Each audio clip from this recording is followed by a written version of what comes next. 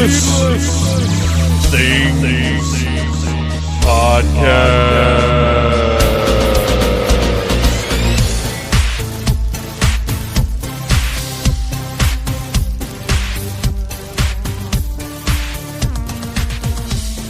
Hey, Phantomaniacs, welcome to the newest episode of the Needless Things Podcast, where we talk about toys, movies, music, and all manner of pop culture dorkery. I'm your host, Dave, and oh my gosh, I cannot get anything done.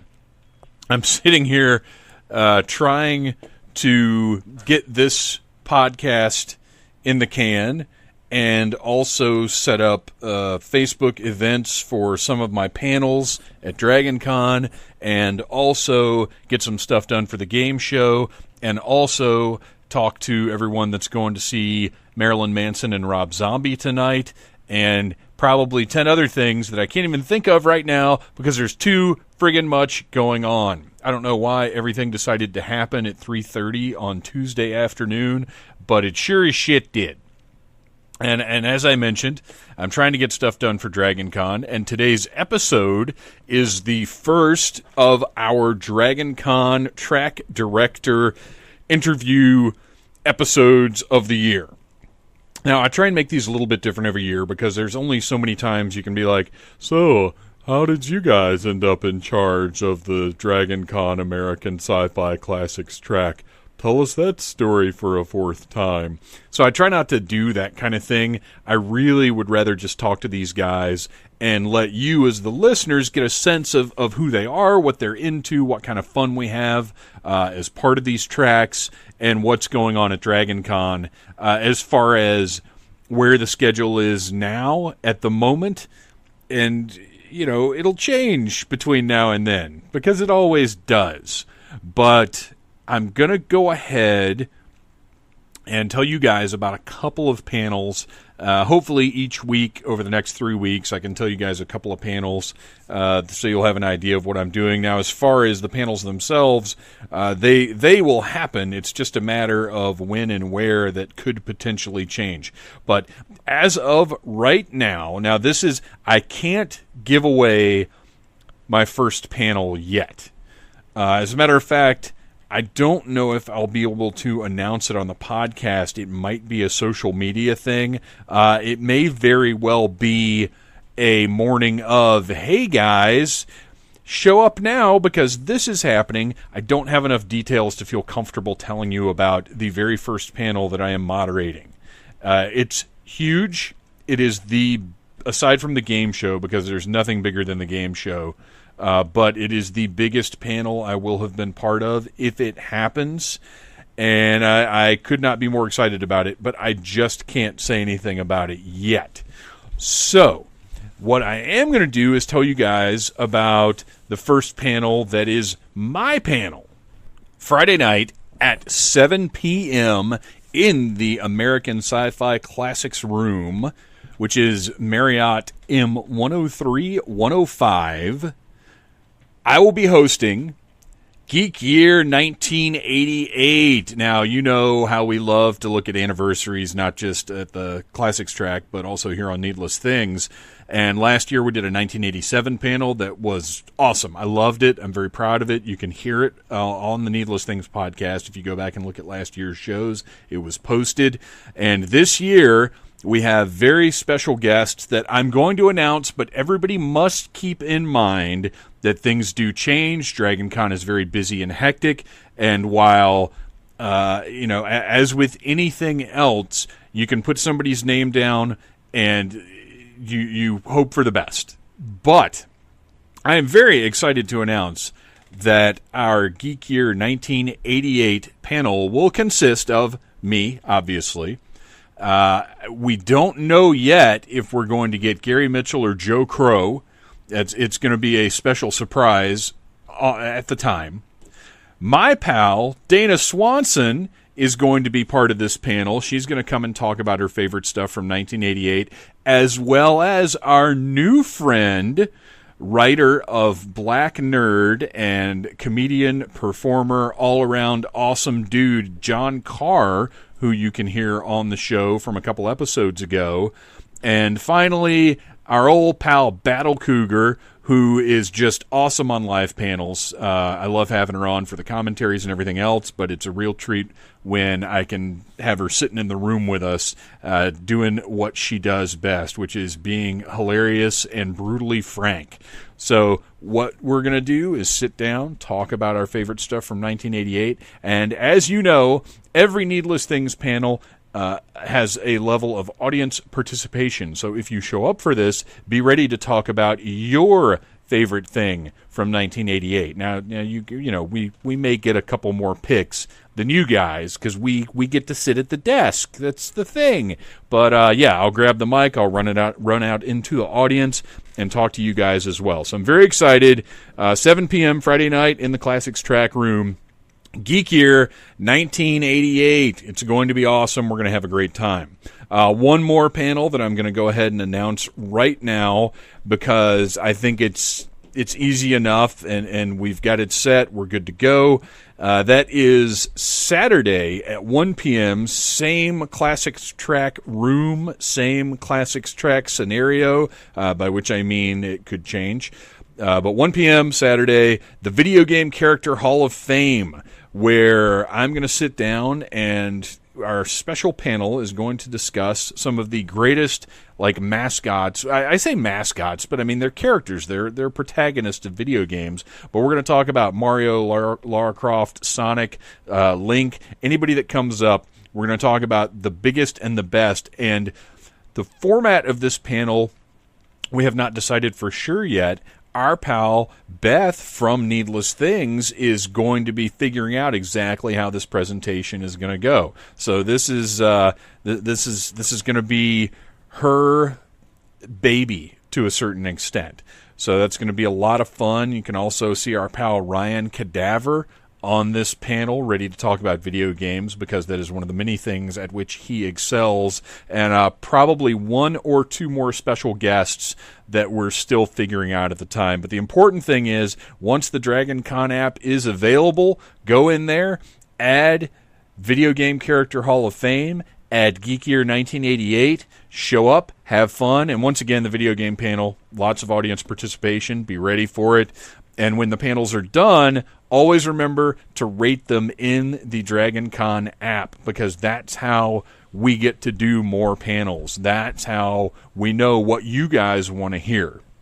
So there you go. There are 2 panels that are absolutely happening. Just a matter of you keeping track. Oh, and by the way, the other thing you can do is go to the Needless Things Podcast Facebook group, join that, and all of the events will be posted there. I might even do one big event that's just Needless Things at Dragon Con that'll keep everybody posted on what's going on and when it's happening, so it doesn't have to be I'll still do individual events for each panel, but that one where everybody can kind of follow along. The only thing with that is keeping up with it.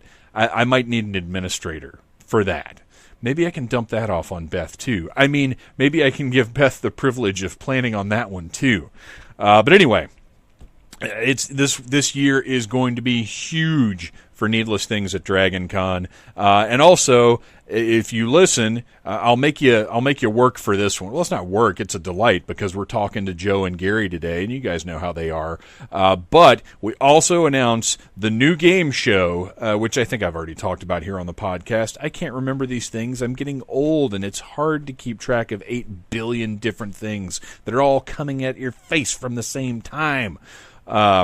New game show, big damn game show. We talk about it during the interview on this episode. And you know what, guys? I think unless you want to take a moment to go to needlessthingspodcast.com, click on the big Amazon box, and order yourself some supplies for Dragon Con. And if you do it that way, Needless Things gets a little kickback. It doesn't cost you anything extra. Other than that, though, I think we're ready. Do you guys feel like we're ready? Are we ready? Is it showtime? Is it Dragon Con showtime? Yeah, it is. Let's do it.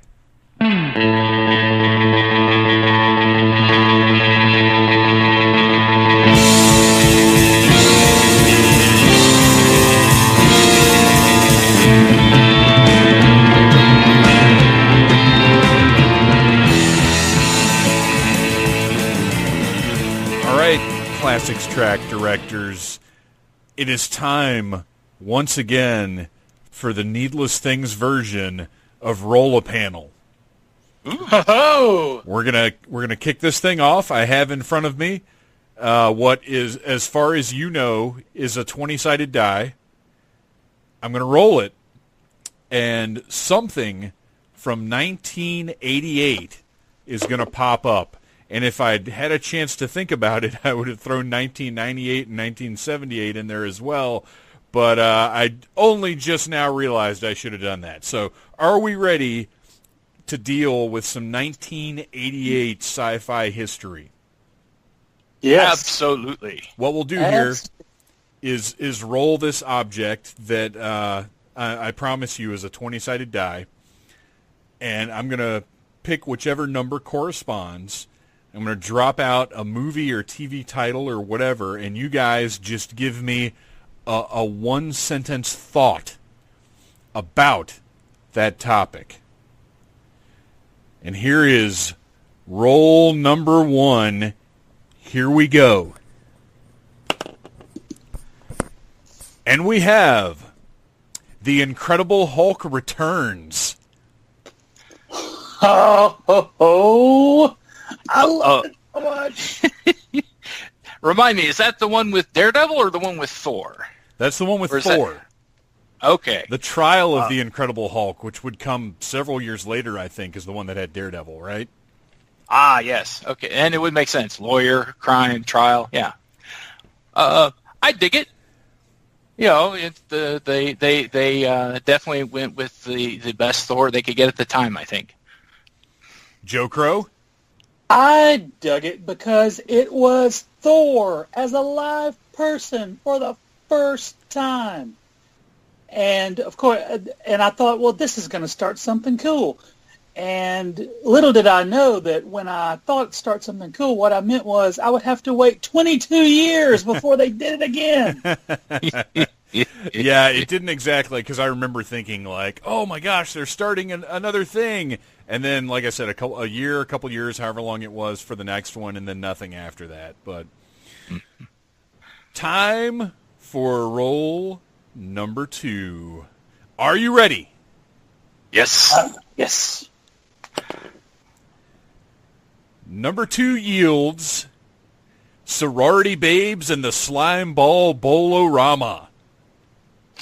Oh, so good. A classic. I always wanted to... Yes. A classic from USA up all night with Gilbert Gottfried or Rhonda Shears, depending on who was on at the time. Mm-hmm. I miss Night Flight more, but I also miss Up All Night. And I kept waiting for a sequel to this movie because I wanted so many questions answered, like how long did it take them to clean out those bowling shoes after? No. All right. Are we ready for roll number 3? Yes. Roll number 3. What do we have? Oh, this one might be a tough one. 18 again. Ooh, was this the year that there were, much like Armageddon and Deep Impact, there were multiple body-switching movies? Yes, sir. This was George Burns becomes 18 again. It wasn't actually body-switching. He just aged okay. down. Well, I was, all right. But there was another movie where they did do a mind yeah, there was switch, another body Freaky swap. Friday Oh, yeah, thing. Freaky Friday, which they're getting ready to do another Freaky Friday. But but George Burns, here's the... Even then, George Burns was elderly.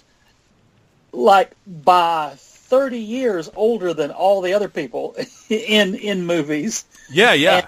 And they were like, we got to keep this guy working. We got to get... and he just played himself in everything, which was good. He was just an old wackadoo. He had the Oh God series, and that kind of petered out, and I think this was his next thing after that, and might have been the last thing he did for some time, if at all. Mm-hmm. Of course, that reminds me of one of my favorite stories about George Burns. Is apparently Dana Gould was talking, a stand-up guy, comedian, was talking about he did some work with him, or a friend of his did some work with him, and George Burns was an old vaudeville guy, so he had every time you see him, he's in that tux. He said whenever they weren't shooting, though, or getting ready for the day for shooting, George Burns would be hanging out in his office wearing, his shirt, he'd have his bow tie on, and he'd be in his boxers and socks, but not wear his pants because he didn't want to crease his pants. He came out on TV. Classic. So I just want you to imagine George Burns wandering around his office in the day in just his boxers, and I had that image in my head, and now it's in yours. Oh, I haven't thought about that before. Yeah. You forget the kind of game show I used to host. That's true. All right. Number 4, the final roll for this mini edition. Let's see. I hope it's a good one. It's 1988, so it's got to be a good one. Mm-mm.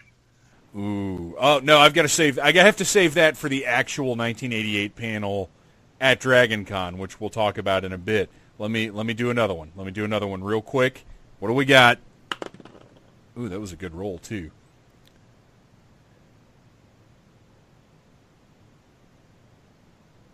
Easy one. The Blob. Oh, the remake. Yes. I actually bought that on Blu-ray like a month ago to rewatch for the convention. Does it actually look good? Because I've never seen a good transfer of that movie. To be honest, I haven't watched it yet. Oh, yeah. Well, yeah, you got to save stuff sometimes. I've actually got... I've got a movie called Hack-O-Lantern that I had never even heard of, but I was like, I have to own that I bought a couple months ago, and I still haven't cracked it open, because I for something like that, it's got to be just right. It's got to be the right time. Mm-hmm. Yeah. But I really, now mind you, I haven't seen it since like the 90s, but I actually really liked the movie. I liked it when it came out. I was a fan. I mean, my 6th birthday was me and my mom. We had just moved to Yonkers, New York, sitting on the floor watching a black and white TV playing The Blob while we ate my birthday cake. That's awesome. So I have a deep connection to The Blob, and the remake I thought was a really good adaptation. It's funny you mention watching The Blob on a black and white TV, because my memories of the original Blob are black and white, but it was a color movie. Mm-hmm. So apparently, whenever I saw it as a youth, it was on a black and white TV, and I had just for years thought it was a black and white movie because it's old. Mm-hmm. But yeah, I enjoyed the remake too. I loved it when it came out, but like you said, I haven't seen it probably since the VHS like Blockbuster days. So I'm curious to see how it holds up, and I'm curious to see if they've cleaned up the transfer. Joe Crowe, what say you about The Blob? Well, it had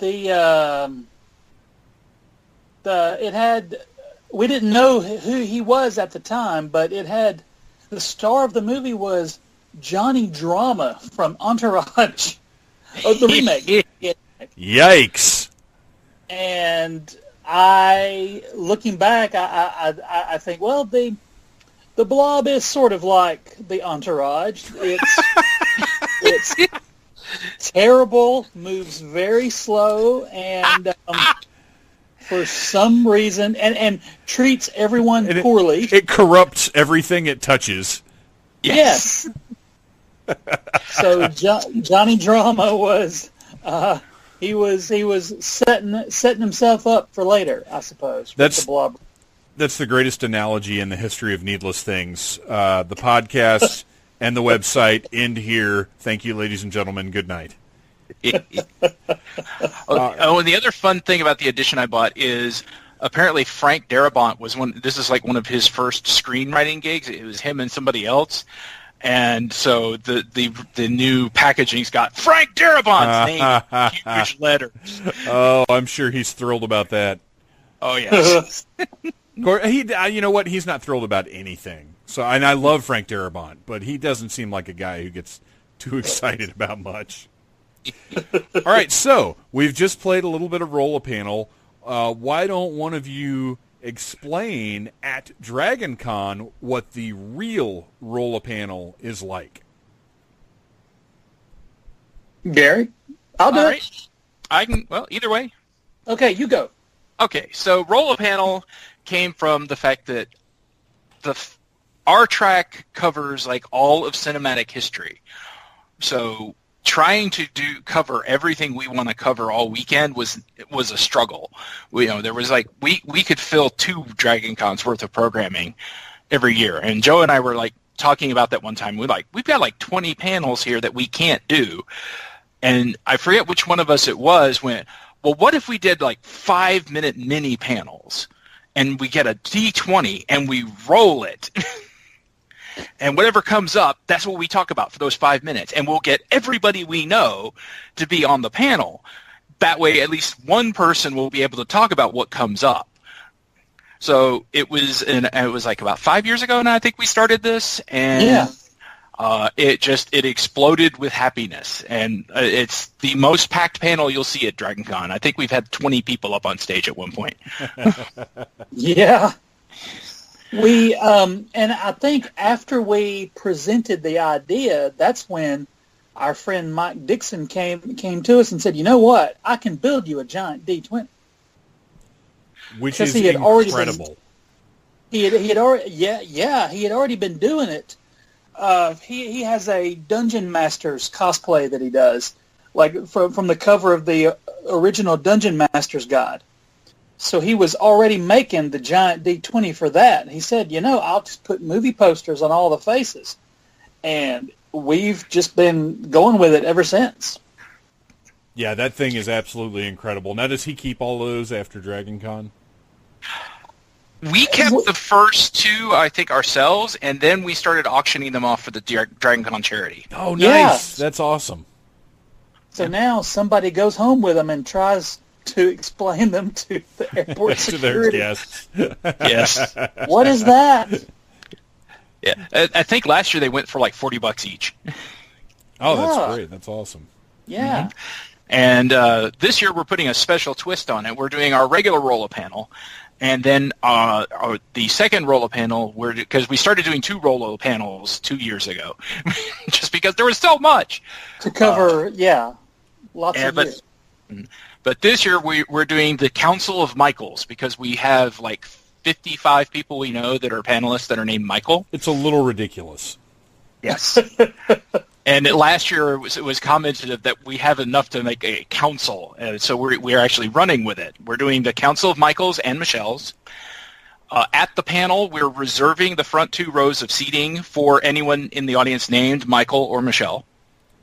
Yeah, if you walk in and you sit in that front row and your name ain't Mike or Michelle, you got to go.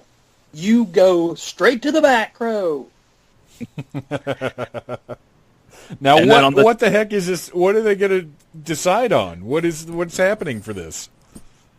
We're going to we've put together a list of famous, fictional, and real Michaels from classic sci-fi movies and TV shows. And we're going to do a Roll-A-Panel, but it's all Michaels. This is insane. Michael Knight, yes. Michael Knight's Michael on there. Knight, Michael Keaton. Oh, my gosh. Michael Gross? Yeah. He may be there. I forgot one! Tremors, man. Good Lord! See, this is why you need a council of Daves. Yes. to catch everything that falls through the Council of Michaels. Oh, good Lord! We agonized over the, and I forgot Dad from Family Ties. How could you? How could you? But I did remember Michael J. Fox. So I was even in the same. You were in the area. Oh. This kind of stuff, though, is exactly what makes the Classics track such a rewarding experience and such an exciting place to be for Dragon Con. You guys bring so much personality and so much fun to the topics that you're covering. For the listeners who may not have experienced the Classics track, you don't just go in there and talk about Blade Runner. You go in there and you have an experience about Blade Runner. There's something, every Classics Track panel, something unique is going to happen. There are going to be personalities up there that you just don't see anywhere else. And in general, a few years ago, honestly, I pretty much gave up on going to celebrity panels, and that's not to underscore them or anything, or to take anything away from the famous people, but they talk about their shows and it's cool, but they're there to do a certain thing, and the fan panels, to me, it's like the difference between college sports and professional sports. I can see that. The fan panels of the college sports, we're there because we love it, we're enthusiastic, and we can do it for 5 days straight because we love it. The professional stuff, sure, it's the names, maybe they're a little more polished, but man, they're just not having as much fun as we are. Yeah, I gotta agree, and especially one of the things I love about our track is one of our guiding principles is we make sure that these aren't panels where they're just people up there talking at the audience. Yeah, they're very interactive. Particularly, I have never done a panel for you guys where I have not grabbed the microphone and run off into the audience to talk to them, to get their input, to see, for them to share their experiences. And the everything that you guys do engenders that kind of audience participation and that kind of fun spirit. And for the listeners, it may sound like, oh, that's just chaos. And, well, yeah, it is, but it's fun. Yeah. Thank you for that. But we, Gary and I, before we got to be track directors, we had been to enough of these panels at DragonCon and every other convention, and where we thought, we can do this better. And I'm not saying, let me walk that back a little bit. We can do it differently. We can do it. We can do panels that we would want to attend. Yes, and that's how I look at all the panels we do. If I were just a DragonCon attendee, I would want to come to those panels. Yeah, absolutely. And that's how you have to look. Well, not only do you have to look at it that way, but you have to look at, each year you guys have to feel out the audience response, and you have to take, all the feedback from the DragonCon app, but also the feeling of the room, because not everybody in the room goes in the app and rates every panel. So you have to get a feel for what people like, for what people want to see, for what attendance is. Like, you actually have a lot of work to do to continue providing an entertaining experience year in and year out. What is, once a year comes to a close, I would imagine you guys immediately sort of start processing stuff to a certain extent. Do you usually have sort of a list of notes of like, okay, we know this, and this went over well. We got this idea for next year. Like, are you kind of on it immediately, or do you take a break for a little while? Because I know, obviously you don't spend literally a year planning. But there's got to be a little time right after con where you're still buzzed up and excited and thinking about it. We have panels that started that we for last year. We got panel ideas for this year that happened. That was like, hey, on Thursday night last year, we're like, hey, we should do this next year. Right. Yeah. So it'll happen that quick. And like you said, you really do have to read the room. As much as Joe and I both agree these are panels that we would want to come to, one of the other things we also keep in mind is we're not the only audience. Right. That's why we really are starting to try to bring more 90s stuff in now, because now the 90s kids are where we were 10 years ago, so we know they want to see what we would have seen. So that's something we have to balance. But yeah, it's real easy. And it's odd because you never know what's going to hit. I have been in panels when I was moderating and felt the room turn. Somebody said something and the entire audience was like, and I'm like, I'm going to die. And it's not even my fault. He said it, not me. I'm just next to him. But you're the moderator. It's on you. Yes. Yeah. You're the smiling face that's representing everything that is Dragon Con. Exactly.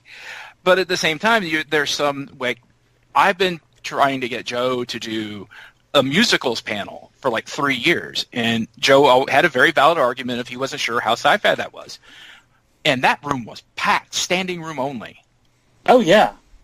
Yeah, people love musicals. I not my bag, but man, there's a market for them. I definitely could see that. When was that? Was that last year?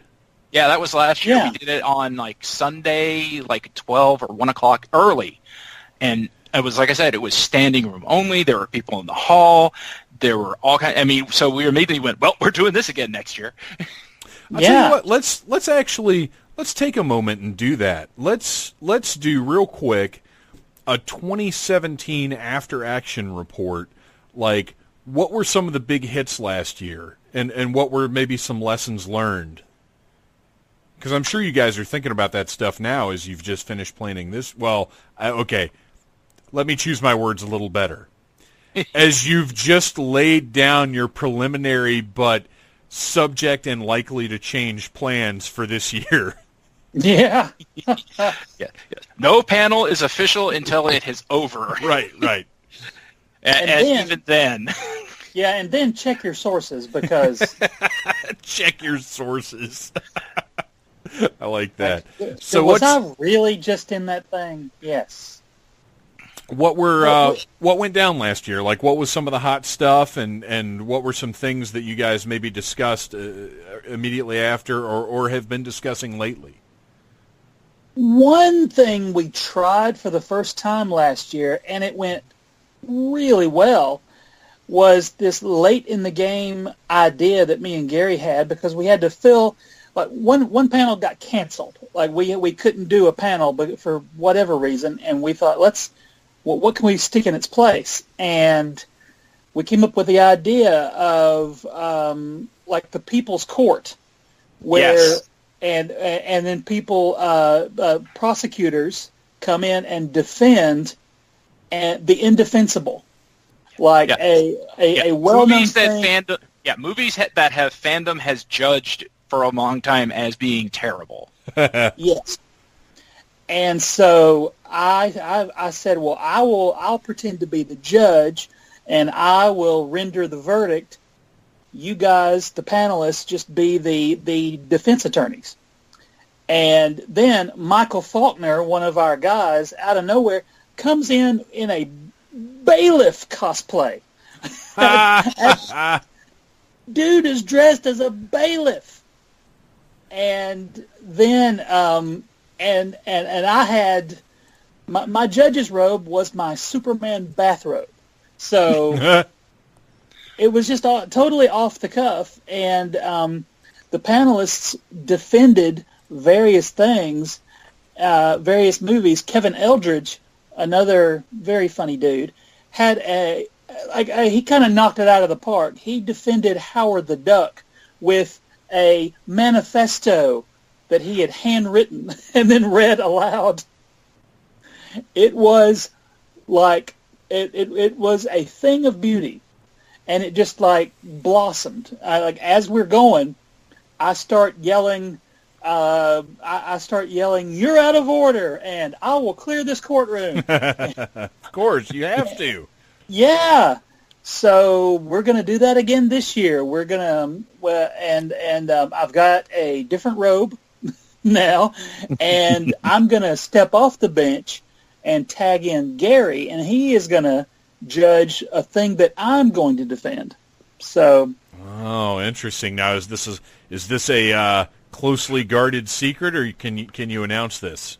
I'll go ahead and the thing that I'm going to defend, because it is the 40th anniversary, is the Star Wars Holiday Special. Oh, Joe Crowe, what is wrong with you? Oh my gosh! Now, when is this panel tentatively scheduled for? That is a good question. So just everybody be sure to download the Dragon Con app. It is the best way to stay current on anything that we talk about here on this episode. And by the time this episode airs, it'll probably be populated. So just look at the classics track and add everything to your schedule, and it'll keep you up to date. But I got to tell you, I want to see this because I can't imagine how anybody could possibly find any merit in the Star Wars Holiday Special. Well, that's my job, sir. Right, exactly. That's what I'm going to do. It is up to us to prove the guilt of the special. Exactly. Yes. Michael Bailey will be defending the Phantom. Not as tough a job, but definitely, there's some. I'm not a big fan of the word problematic. But there's some problematic stuff in that movie. But yes. Billy Zane, come on. See, my only defense would be it has Patrick McGowan. Thank you. Yeah, the prisoner. Good night. He's not a prisoner. He's a free man, not a number. Mm-hmm. Michael Faulkner will be defending Mac and Me. Oh, gosh. Man, these are some brave individuals. Holy cow. Now, what happens? Is there a penalty if they fail to prove their case? I think last year I let them all through. I judged them all. You saucy. I know. You know what's going to happen. Any that is not defended successfully shall be consigned to forever live in the $4.99 bin at Best Buy. What's going to happen is poor old Joe isn't going to successfully defend his, and it's going to be the only unsuccessful defense in the history of, what is this called? Does this have an official title? Classic Sci-Fi Court. Beautiful. And it is tentatively scheduled for Sunday at 10 a.m. Oh, okay, cool. Yes, and I will be defending League of Extraordinary Gentlemen. Well, that is actually, oh gosh, Gary. Behold, Nautilus! Oh, jeez. Well, there are some redeeming things about that movie, but I don't know if there's enough to make it worth watching. Wow, yeah, that's actually kind of a perfect time though, because I've got a panel in that room right after that. So yes. That if I can manage to drag myself out of bed, yeah, that's not going to happen. Sorry, guys. So what other kind of stuff did you learn from last year, or what worked? What were your successes? We attempted to do something different with our challenge of the super nerds, and it didn't quite work out. We'll confess. Okay. But we see now, and we're gonna fix it, which is good. Sometimes the thing is, it's like doing panels like this with like any of these. It's kind of like you're workshopping, kind of like sometimes a panel that you do for the first time. It's kind of like going up and doing stand up and working out new stuff. Yeah, absolutely. Well, sometimes a panel you do for the third time it doesn't go over quite as well as you were hoping. But that's another thing that's admirable about the Classics track is you guys are always evolving and trying new things. Mm-hmm. Yeah, I don't want to be. We don't want to be the track that. Well, this year we're doing this one thing again that we always do, and even if we do a themed panel again, it's going to be different from year to year. I mean, for example, Roller Panel is built to be different every single time. Yeah, absolutely. So that's different. But the thing about Challenge of the Super Nerds was last year we attempted to let the audience bring questions, bring their own questions. And it didn't work so well. No. It wasn't quite. It was a lot of people knowing some very specific thing, right, and then trying to explain that to the audience, and the audience members not knowing what they were talking about. So yeah, We're going to go back to silly trivia-based things. As we've learned from the game show, there's only so much you can rely on your audience members for. Like you have to give them enough to work with. You have to have rules and like lines and like, okay, this is what we need from our audience member, and we know that literally anybody that might come to this show can provide this. Yes. Yeah. Yeah, the only innovation that we're going to keep from that noble experiment is that we've always supported the DragonCon charity, but there wasn't too much we thought of that we could do. Like, how are we going to raise money? Sure. So this year we came up with the idea of the penalty for getting questions wrong has always been a spray of the Hulk cologne. Ugh. Yes. So last year we let people buy their way out of the Hulk spritzing by donating to the charity. Yes. Very good. Very good. Mm-hmm. And we ended up raising like $600 last year. So it was a really good idea, I think. Honestly, I would believe it if you told me that one person paid $600 to not be sprayed with Hulk cologne. As I recall, we ended up with 665 and change. Ooh. And then either Michael Williams or Darren Bush. It was Darren Bush. It was Darren. Hi, Darren. He said, hey, Darren, I wish he was here to promote the fact that he rounded it up to 666 so we could give the devil's donation to the charity. You guys are the worst. Yes. And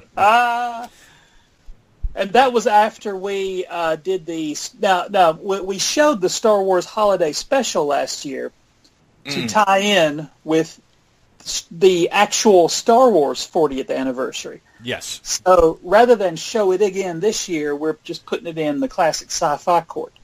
And we're showing something else in the Holiday Special spot.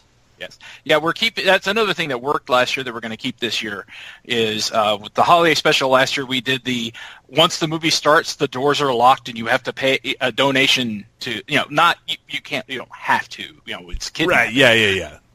But if you want to leave before it's over. In the spirit of fun. Yes. You had to pay to get out, and the earlier the better. Like before we even started it, I dropped my $20 and I was out. Perfect. And every 15 minutes we took $5 off the price to get out of the room. But you also got a button or a postcard, so we gave you something for your money. Yeah. And you didn't get mental scars. So have you announced this year's Torture Fest yet, or is this going to be a later revelation? Joe, lay it out. We are doing Kiss meets the Phantom of the Park. Oh, you guys. We just recorded a needless commentary. I know. For Kiss Meets the Phantom of the Park. It won't be. It was supposed to go up in August, but we're so jam-packed with DragonCon stuff, it's going to have to wait until September. But it is a doozy. And yes. I would definitely pay money to not have to sit through that thing again so soon after watching it twice in a row. I remember watching it when it aired live and thinking, this is kind of lame. Yeah, I mean, look. And I was 8. It's awesome. Oh, yeah. But it's also very much a product of its time. And also very much a product of Hanna-Barbera. Yeah, I didn't know that until just recently. Hanna-Barbera made that. Yeah. It looks like a live-action Saturday morning cartoon. It's Scooby-Doo. It's totally a Scooby-Doo episode. And why wouldn't that have Kiss in it? Of course, now, I think in the last year or two, Kiss did a Scooby-Doo cartoon movie. Which is much better, by the way. Oh, good. Oh, it's great. It's amazing. I can't wait. Yeah. How have I not seen that yet? But, I highly recommend it. But the Kiss is perfect for this kind of thing. And I love when people who do one thing try to do another thing. And by that I mean musicians who try to act. I love that. I love it. Or so actors, this is Kiss. Or actors who try to music, like Bruce Willis. Or Don Johnson. Oh, gosh. Yes. Oh. I love those things. But Kiss meets the Phantom, they're playing themselves with superpowers. It's brilliant.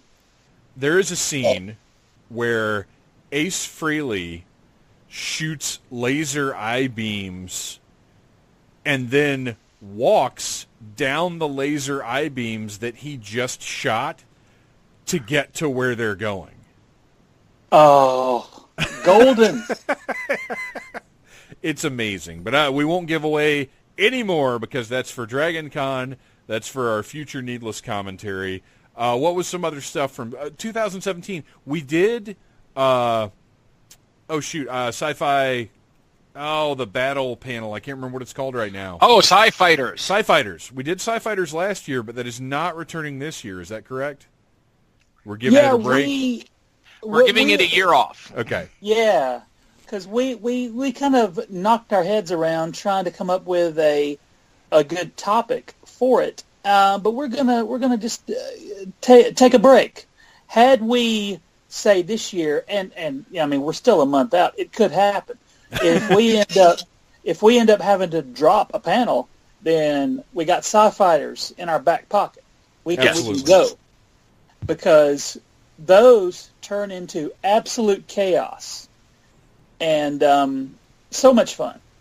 So the 2 years that I've been on Sci-Fighters has been an absolute blast, and that one I agree though.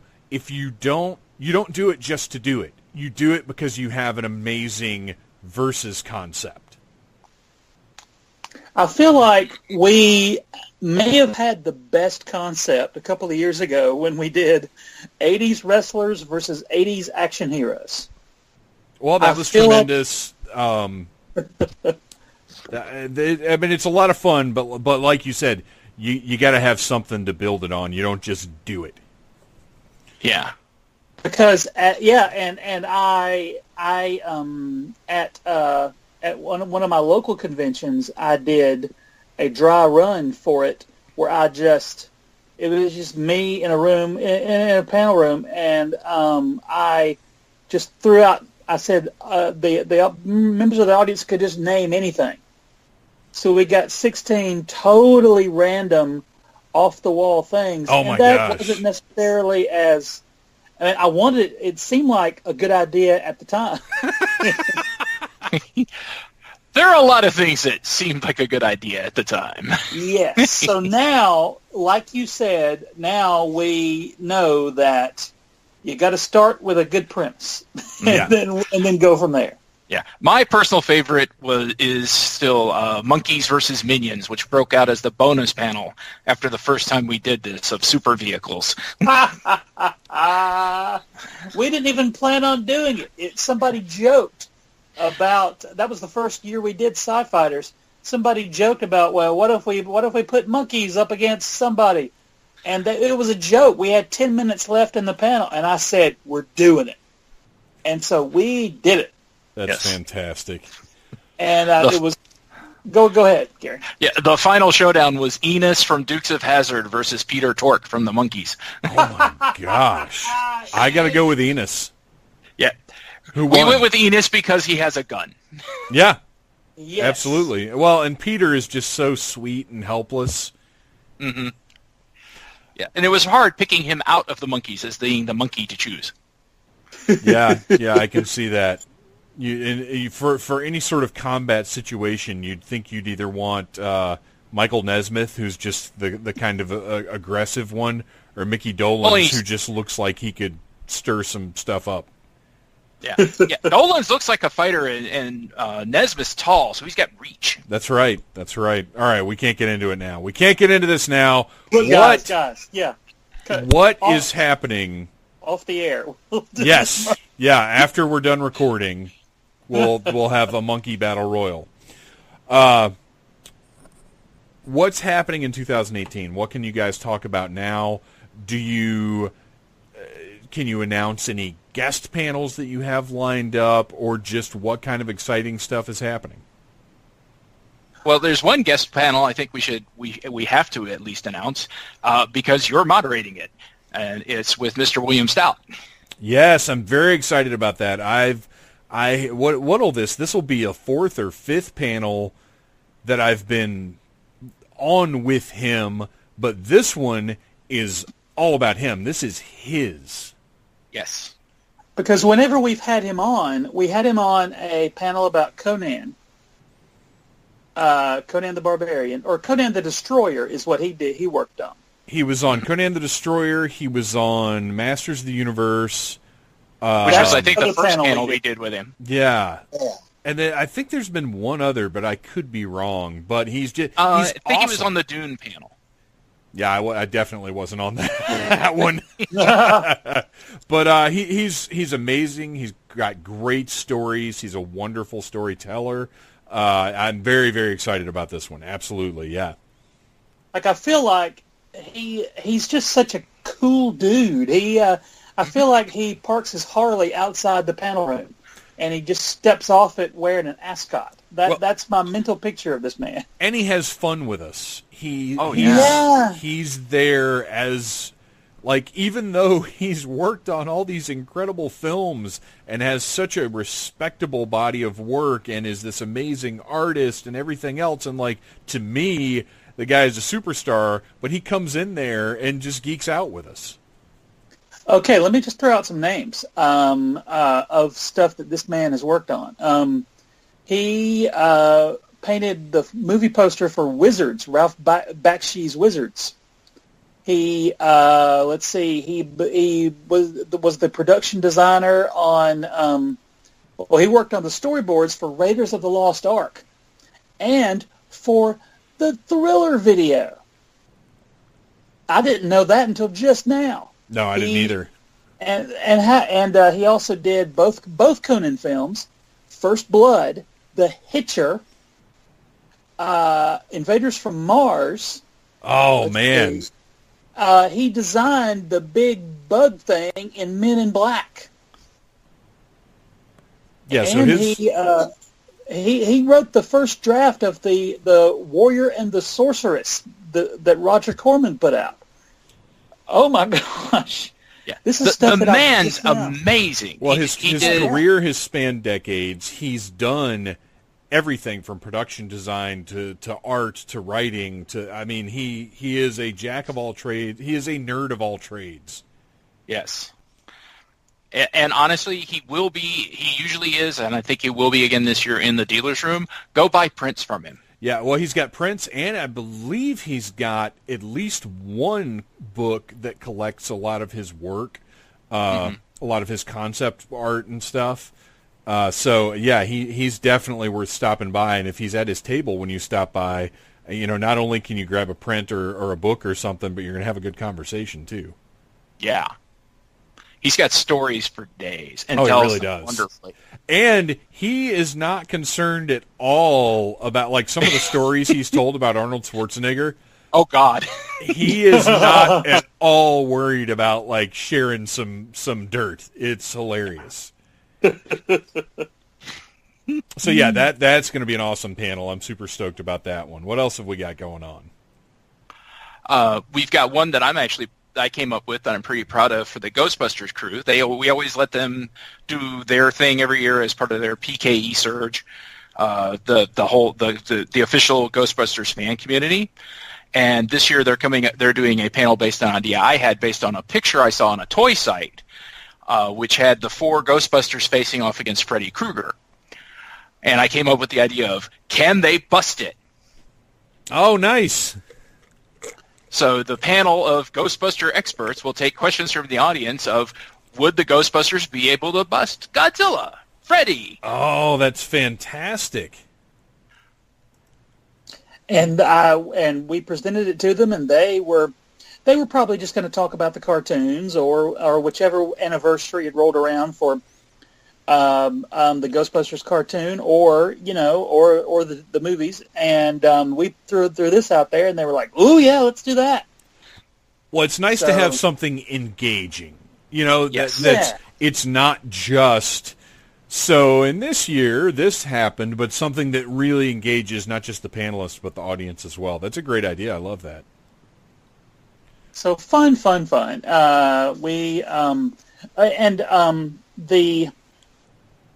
This year is the 80th anniversary of Superman. And because we are the first people to think of anniversaries, apparently over the years, I didn't know this, over the years, when people have released Superman movies and TV shows, they have timed those movies and TV shows with Superman anniversaries. So the end result is that while this is the 80th anniversary of Superman, it's also the 40th anniversary of Superman the movie. Right. So we're doing a panel on that. And it's the 25th anniversary of the Lois and Clark rom-com that happened back in the 90s. Yes. Dean Cain and Terry Hatcher. Yes. The most downloaded woman on the internet at the time. That's right. At the time. And who was eventually beat out by, was it Sonny? I believe it was Sonny from WWF. Yes. And their fortunes have reversed since then. Yeah, you're not kidding, Joe Crowe. Ooh, mercy. Guys, I've seen things. It's not pleasant. Oh. Yes. Cool, so we've got a superversary going on. Mm-hmm. And you know what? Yeah. No, go ahead. Speaking of anniversaries, you know what happened 30 years ago? Mm-hmm. 1988 happened 30 years ago. Oh, God, don't remind me. And yes. The Needless Things, Irregulars, and some special guests will be talking about the year of 1988 in the way that only we can. Now, we need one more person for this panel, and it's got to be Gary Mitchel or Joe Crowe. Well.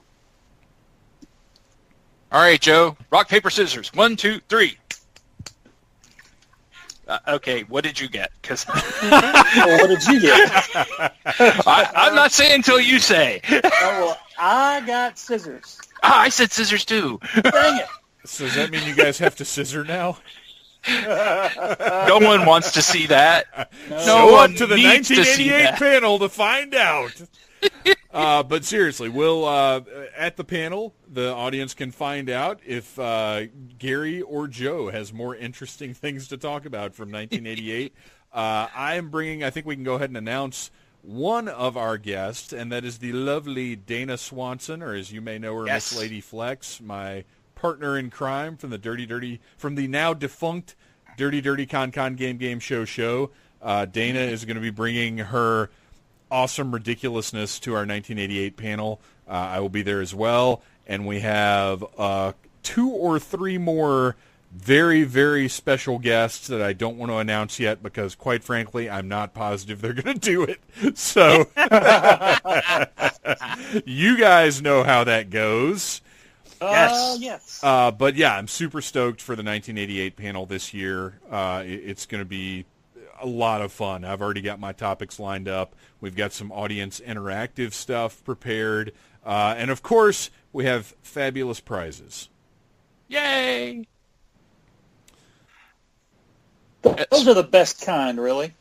Well, the only kind you'll find in the classics. I tried mediocre prizes one year, and they didn't go over so well. Surprisingly, people. I was shocked. Thought they'd be fine. What else is going on? What do you mean it's an Alf sticker? What the hell is this? What else is going on this year, you guys? What are you? What are some highlights? What are some things that you look at on the schedule and you're like, that's going to be big? Well, I don't know if it's going to be big, but what I'm looking forward to is Warriors, Death Wishes, and Shaft, New York City in the 1970s, and how New York City, nice. And how what we think of as New York, even today, we still think of 70s dangerous New York. I mean, look at Luke Cage, for example. Sure. Well, and I think even though it was it's widely thought of as being dangerous and dirty and unpleasant, I do think there's a lot of nostalgia for that lost era of New York. Mm-hmm. Oh, you can hear New Yorkers complain about what Times Square has turned into. Yeah. You see all this porn and people pissing in the alley, and you might get mugged. Now it's a Disney store and a Guy Fieri restaurant. And I gotta say, that sounds great. I would love to go to Flavortown in New York. Well, it used to be called Flavortown for completely different reasons. Yes. It's a completely different place. Look, I came in here looking for spinach quesadillas, which I don't even know is a real thing. I just made it up. And instead, I got beaten over the head with a cat of nine tails. And now I want spinach quesadillas and a cat of nine tails. Stop confusing me, Joe Crowe. Very cool. I like that. I like the sound of that one. What else? Joe, is there anything specific that tumbled out of your crazy noggin that you're excited about? We to continue the Superman theme, well, two or three things. To continue the Superman theme, our Challenge of the Super Nerds this year is going to be Challenge of the Superman Nerds. So all questions just Superman related. And Gary and I did a trial run for it at Hypericon a few weeks ago, and I think it went great. Yes. We had like 3 people in the. I think they were intimidated by how great it was going to be. But we did a trial run on that thing, and I think it's going to work out good with a room full of people. Yes. And we will be pinning Michael Bailey down in the It All Comes Back to Superman challenge. Yeah. We will give him a topic, and he has to find a way, like Kevin Bacon game, to relate it. Yeah, he's your guy for that too. Yes, absolutely. And another one of the games is it's called Super Mansplaining, where we present you an incorrect fact about Superman. And you have to correct it. Well, actually. Exactly. Just like that. Oh, it's like Jeopardy. You have to answer by saying, well, actually. Yes. Yep. Oh, that's fantastic. Well, I suppose I should run down the specific things that I know I'm doing, since half of my stuff is with you guys. Over half of my stuff is with you guys. Cool. We also have something that I suggested to you guys last year that I thought would be a whole lot of fun, the Video Game Character Hall of Fame. Yes. And that is going to be me and Needless Beth, who you guys know from the show and from the site. She posts every other Tuesday. And our pal Ryan Cadaver. Mm-hmm. And I don't know, have you guys added anybody else to that one, or is this relatively needless? We pretty much said, let's just let Phantom handle this. Okay, cool. So we're going to discuss with the audience who are the best and worst video game mascots: Mario, Lara Croft, everybody in between, Sonic, whoever. We're going to run down everybody, all the big ones. We might even, since Beth is there, out of consideration for her, we'll probably have to talk about Link too. But I may have to show up and make a case for Crash Bandicoot. Oh, I thought you were going to show up in a Link costume. I thought that's where you were headed. Dang it! What a no! If I'm coming in a costume, it's going to be Zelda. Done. We also have, let's see, well, Saturday night, this is always my main event. This is the thing I put the most work into. This is my heart and soul, my child, the game show. However, this year it is an entirely different game show. It is the Big Damn Game Show. It is not 18 and up. We are keeping it a friendly PG-13. We have entirely different games, an entirely different format, and we promise it will be under an hour. But it is going to be lots of fun. The minds behind our previous efforts came together, and we've cooked up some new things. And I'll announce it right now. I have not said this anywhere else yet. One of our games that we're playing is called Hazardry. Now, extrapolate from that what you will. It's certainly not a ripoff of one of the most popular game shows of all time. Oh, no, not at all. In any way. For one thing, you won't have a mustache. Well, you don't know that, Gary Mitchell. True. You should see me right now. I'm a hairy mess. But yeah, Big Damn Game Show is going to be Saturday night at 10:30 p.m.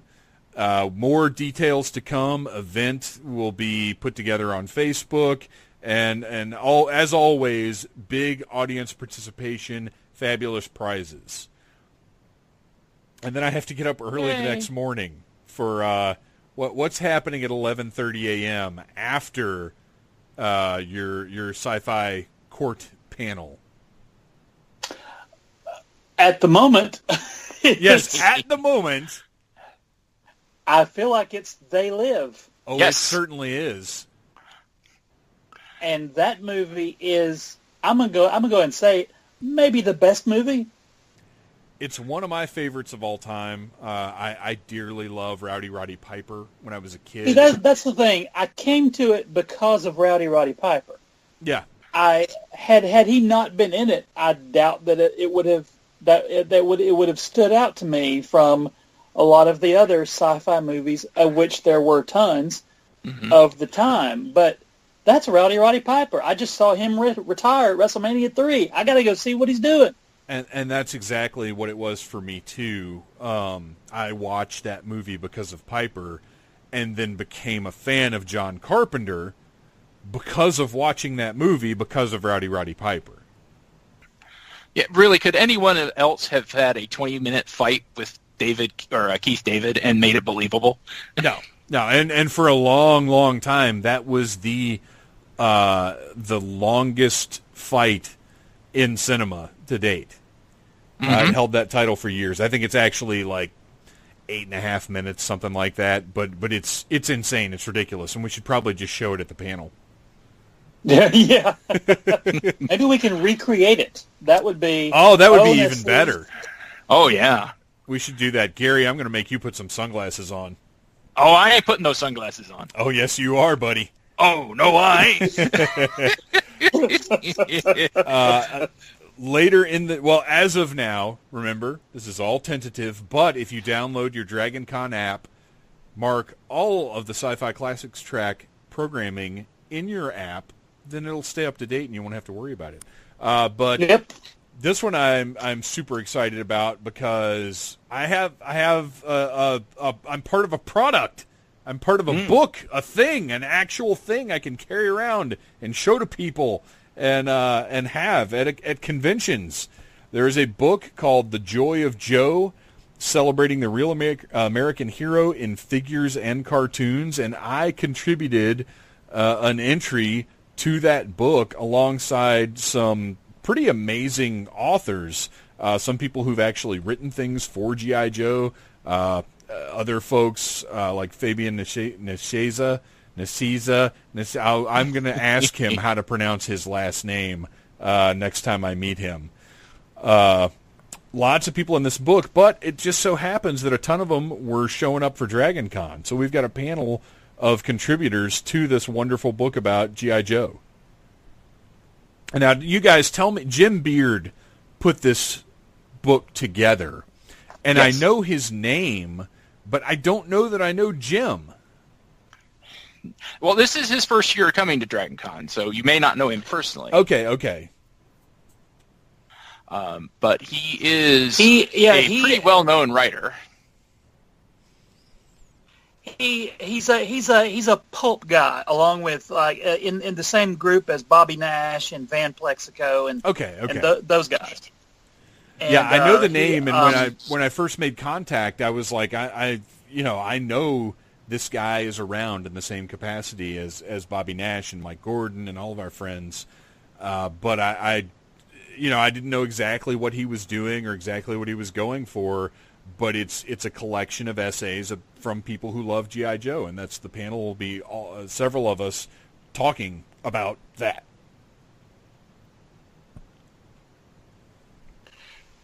And I think what I'm going to do is just to hold him down and say, you write more things and let all of us be in it. And that's a good point. That is his only option. Yeah, from here on out, we need annual compilations of some form of toy/genre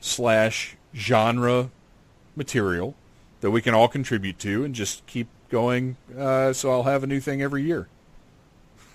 Yeah. Because it's all about me.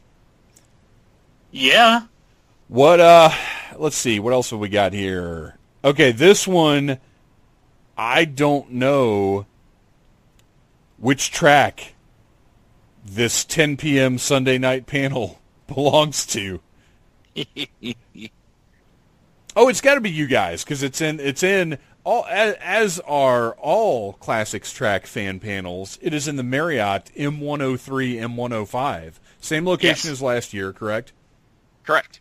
This is Dawn of the Dead. You can still find the direction. Yeah. This is Dawn of the Dead, the 40th Zombiversary. Yes. But we're not just going to talk about the original. We're actually going to, kind of similar to how we did with The Shining last year on the horror track, we're going to talk about the original and about the remake and discuss the merits of both. Yeah. Because it is definitely the anniversary of Dawn, and the remake is actually old enough now that we finally got our grubby little hands on it. Now, for the listeners, what's kind of the range of stuff that does fall into the purview of the Classics Track? 10 years ago and previous to that, on to the beginning of filmed history. And it has to have been off the air for 10 years, not like debuted 10 years ago. So. Right, yeah. So which for movies is great. Then 10 years and boom, it's ours.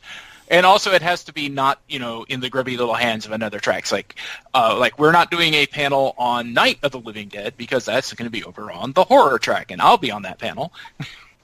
Yeah. We the other tracks are our buds. We share our treasure troves with them, unlike the Hobbit Smog. I think it's cool though how you guys do take things that kind of fall along certain lines. And do share and do take a look at your programming and see what works for who. And but basically, I just want to say this Dawn of the Dead panel is really going to break down to George Romero versus Zack Snyder. And if you want to find out which side I'm on, you're going to have to come to the panel. Mm-hmm. I do want to get Sean Reed in there to do an impression of Zack Snyder again. He did that at a Watchmen panel for us a couple of years ago. Oh, my gosh. Unfortunately, for all of Dragon Con, our pal, the Red Ranger, will not be there on Sunday. Boo! Seriously. Boo! Oh. But maybe I can record something. Maybe we can have a Red Ranger hologram. We can make that happen, yeah. All right, anything, before we wrap it up, anything else you guys want to be sure to point out? Any messages you want to get out about the Classics Track or that people need to know coming into Dragon Con, which is just at this point a couple weeks away? Stay hydrated. Stay hydrated. Remember the 6-2-1 rule, which is 6... shoot, what is it?